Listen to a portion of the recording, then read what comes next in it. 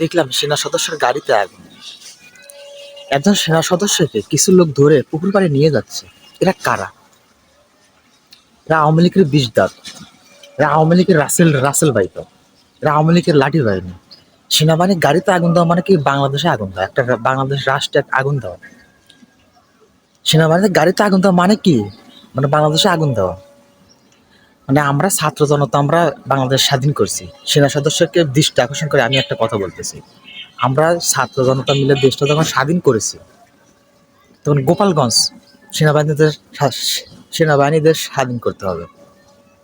ওই গোপালগঞ্জ আপনাদেরই স্বাধীন করতে হবে। সেনাবাহিনীদের গাড়িতে আগুন মানে বাংলাদেশে আগুন দেওয়া।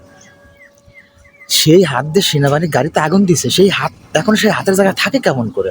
যে পাও দিয়ে হেঁটে গেছে, সেই পাওটা আমার পায়ের জায়গায় থাকে কেমন করে?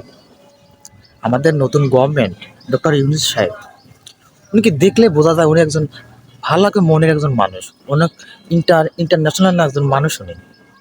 উনি অনেক পদ, টাকা পয়সার তো আমি কথা বলবো না।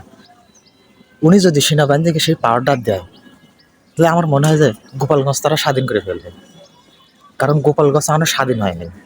আমরা দেশটা যখন স্বাধীন করছি, যখন একটা শান্তশিষ্ট বিরাজমানের মতো অবস্থান করতেছে সোনার বাংলাদেশ, কিন্তু গোপালগঞ্জ আর কোনো শান্তি ফিরে আসেনি। এই গোপালগঞ্জ স্বাধীন করতে হবে সেনাবাহিনীদের, সেনাবাহিনীদের বা এই গোপালগঞ্জটা স্বাধীন করতে হবে।